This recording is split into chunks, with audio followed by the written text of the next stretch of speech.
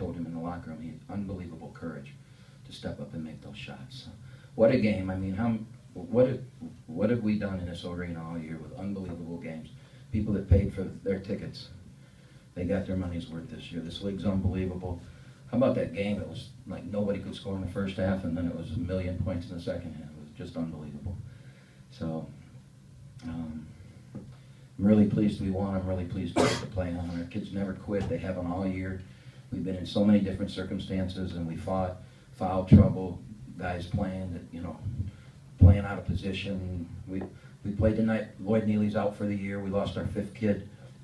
He couldn't play Saturday at Youngstown because of pain. We found out today he's got a broken leg, a stress fracture in his leg. So he's out. So we're down to 7 scholarship players. We got 9 guys that can practice because our Cleveland, our redshirt big, had a concussion and he's out for the year. So we got 6 guys done for the year that can't practice. We're down to 9 guys, and we battled through this and we won. And that's what you play the game for, to win. An unbelievable win, one of the greatest wins in this building's history, just because of what it meant. Questions for Bader first, please. Travis, can you just talk about the play at the end of the regulation and what you were trying to do on that play and what you saw? Yeah, I mean, we were just trying to kind of draw him, the guy guarding the inbounds guy, to follow Mitch, and Mitch set it up on the baseline and started sprinting to the right, and you know, I just sprinted to the baseline and you know, got hit by the guy guarding the inbounds pass, and you know, with a circumstance like that, you know, Youngstown, there's a lot going on, and you're thinking he's trying to heave it down court. So, you know, it was a really nice drawn-up play by Coach Kampe, and you know, we just executed it. Travis, how much of a lift did the crowd give you guys, if any? The crowd has been amazing this whole season. It's unbelievable. You know, the Detroit games, the homecoming games tonight. It's, you know, this crowd has really just brought the energy and picked us up when we're down. And you know, tonight we could have easily have folded at any point in this game, and late in the second half when we're down 8 points, you know, with 6 minutes to go, you know, and the crowd stayed there and they stayed with us, and you know, we're very blessed and fortunate to have them here. Travis, what does this game mean for you in particular, getting one more chance to come back to the arena and put a performance on like you did here? Yeah, well, we had an unbelievable win at Youngstown.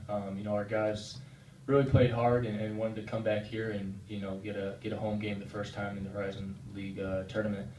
And so, you know, we did that, and honestly, I mean, as being a senior, realizing this could be your last game, you just give it your all. And same thing with Duke, he gave it his all tonight, and everybody really did, and everybody stepped up, and we're very fortunate to be able to come back here and play in front of our fans, and you know, I think we gave them a good show for their last home game. It seemed, Travis, that there was a little bit of letdown right after there was that flagrant foul called, and Duke missed both those free throws, but at the same time Duke came back and hit those 2 big shots, and it seemed like that was forgotten, so to speak, that the momentum did swing your way. What was the feelings at that point?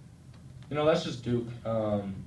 If he makes a bad play, you know, he gets down on himself, but then he wants to make a great play, and he stepped up and he made, you know, I think he buried a 3, and then he drove to the bucket and got a layup. So that's Duke's mindset, is he felt like he let us down by missing those 2 free throws, and he made it up big time. Any more questions for Travis? Thanks, Travis. Thank you. Questions for Coach Kampe? Coach, maybe similar to a question for Travis there. You know, obviously when you guys are in the Summit League, you played South Dakota or North Dakota. What did it mean to you just to have a chance to play a postseason league game, you know, in your own arena like that? We've never lost a postseason game at home. I never thought we were going to.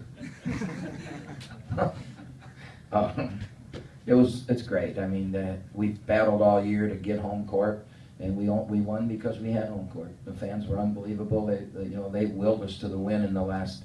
They got us into overtime. They didn't leave. I mean, they could have left. We were playing crappy, and you know, we came out of the gate in the first 10 minutes and we're great, and then we didn't. I don't know how long it was. We didn't score. I think we had 1 point in 10 minutes or something like that, when we could have blown them out of here and it had been over in the first half. And I knew we were in trouble because they're too good of a team, too good of shooters to let had 29% first half and they're only down 4, I knew we were in big trouble. I just hoped that Bader would make plays and Duke could make plays, and Petros is playing good. So our free throw shooting's always going to kill us. So Corey's struggled at the line and Duke struggles at the line, and so I really thought we were in trouble. And then Bader, when I saw him taking over, and those 2 missed free throws were huge, Tom. They were huge. I mean, but we got a break, and we never quit, and the fans willed us, and we executed. I mean, you know how hard it is to make 2 free throws with the game on the line, and you've made 15 in a row or whatever. I mean, it's unbelievable what Bader did. And there were 2,200 people here, but there should have been 22,000. I mean, this was unbelievable. That's 56-52 the second half. I mean, see, everybody was bored in the first half, and everybody wants you to play defense. Well, all that defense in the first half, and everybody's sleeping. And that second half, the roof was coming off. That's basketball, and that was a lot of fun. As coaching staff, you see your players coming out with fouls, not difficulty, but being fouled out. Were you struggling with the lineup? I mean, you only have so many bodies. Were you thinking to yourself, we got to put this kid here? We had Tommy playing the point guard at the end of the game. Tommy McKeon's guard, 6'8" center, guarding the point guard. And he did a heck of a job.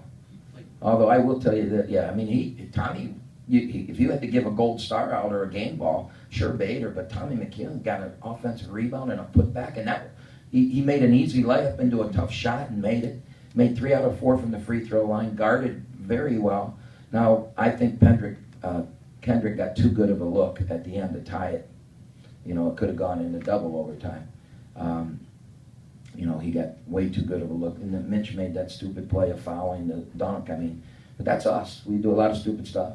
So, who knows what positions we are. We had Dante playing the point for the first time in his career. Dante Williams was playing the point, running our choice offense. And it was funny because he did a good job dribbling the ball, but then when it was time to pass it to Bader, it looked like he was like, kind of like, yeah, here.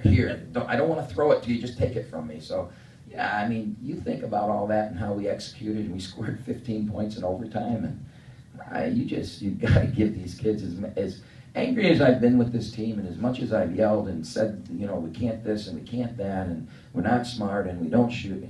I mean, we finished 5th place in this league in the first year. We've won an opening round playoff game. We're going to the final 6 in Green Bay.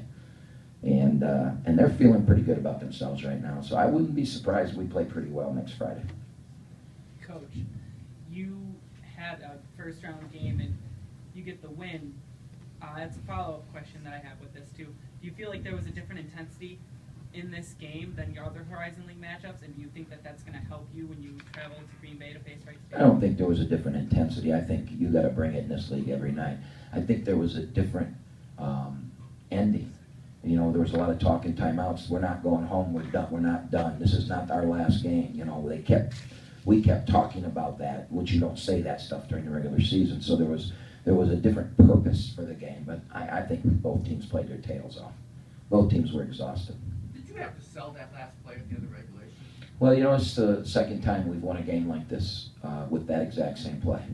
And the first time, the referees helped us, because the first time against Oral Roberts, they hit Kangas, but they didn't fall down on top of him, but they still called it because I'd gone and told them what we were going to do. So, and the guy who I had to call this one, I'm sure he remembers that because that went around our league. He was in the Summit League at the time as an official. So I told him what we're doing, and he looked at me. I go, you got to call it now if he runs him over. And he goes, if he runs him over and Bader goes down and he goes down on top of him, and it's a clear run over, I'll call it. So I walked away from it thinking there's no way that's going to happen. And then I saw who they had on the ball, and they had their football player on the ball. And when I saw that, I thought maybe we have a chance, because that kid's tough as nails and plays his tail off. And I think if they came in a timeout and their coach told him, you don't let Benzinger throw that ball, you chase him and you get big, and that kid was going to do what he was coached to do. And boom, he ran him over and came down on top of him. And he told me he was going to call it if he did it, so he had to. Coach, in the second half, through the second half and through the overtime, with all the different patchwork lineups you had, you guys turned it over one time. Well, when you think Kay's out there, you think, oh, you understand, but Kay wasn't out there. Right. What did Kay play? 37 of the 45, so he wasn't out there for 8 minutes. With a guy who never played at point before, Right. never. And then Benzinger bringing it up too, and he didn't want any part of that. He was running up the sidelines, and we admit you got to go back and get the ball. And then the most important part of that was, well, they were pressing us at the end, and there was no play to run because who are you going to run a play to? You know, I just kept telling Ralph, get the ball, get it to Bader, and I told Travis, jump ball's ours, so don't dribble because they'll steal it from you. Just put it here and let them follow you. And then we threw it to Tommy, and we got an unfortunate call. That kid did grab Tommy, you know, but that ball was going out of bounds. And Tommy made it. It's unbelievable. Coach, you know, obviously you guys have, you know, Mondi and Bader have both come up big for you down the stretch in some games here. How much of a comfort does that give you as a coach just to look on the floor and, you know, see those guys at the end of a tight game like that? Well, I mean, I've been pretty comfortable with Travis Bader his whole career. You know, he's something else. I mean, you know, and as much as things, you know, there are people, I've heard people say that he shouldn't have been all league, and I've heard people question, you know, all he does is shoot. Yeah, well, you know, all he did was make 18 free throws, 39 points, and you know, this guy who was the preseason player of the year had 35. Now, did Travis Bader ever put the ball on the floor and go get a shot? You know, where that kid could? It's hard to get 39 points when you can't do those things that kid did. But somehow he does it, time in and time out. He's a player, man. I love the kid. I'm going to hate to lose him. He had 5 at half. Do you say anything to Travis? I mean, you've been around him. You just let him go? Yeah, just let him go. If he misses 3 or 4 in a row, I might, in the timeout, I might look at him and say, are you going to make one? Can I run a play to you? Are you going to make one? And that pisses him off, so he, you know. Sarcasm works. Yeah. Wright State, have you fared well against them? They beat us at their place. It was a 2-point game at halftime, and with about 10 minutes to go, they got out to an 8 or 9 point lead, and they beat us by 10 or 12. Okay. Here, it was a 2-point game at halftime. We got out to a 10-point lead, and with 2 minutes to go, we had a 10-point lead, and we lost. You know, by 1. So if we'd have held on and yeah, the layup, right? Oh yeah, we've had a few 1-point games, overtime games in this building this year. Just a couple. So, you know, here's what they're going to do. They play a very physical game. They're going to beat Bader up all day long. They're going to grab and hold him. And the first game he was 4 for 10. The game here, I think he was 0 for 8 against them from the 3. We had a 10-point lead with him having, I think, 1 basket and Petros having 1 basket. And we had a 10-point lead here. So how did that happen? So that's a good thing to look at. They're going to be very difficult just because they're kind of the antithesis of us, you know. Is that right? Is that the right word? Hey, how about that? I don't know where that one came from. You're on the roll. Yeah.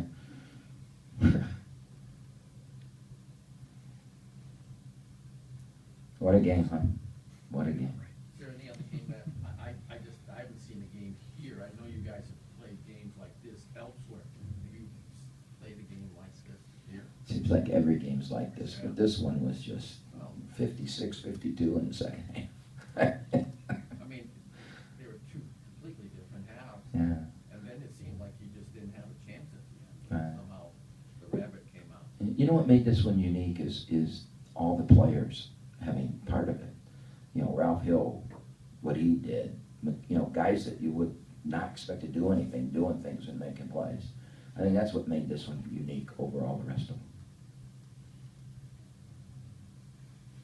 Any more questions? All right, off to Green Bay. Thanks, Coach. You leave it Thursday?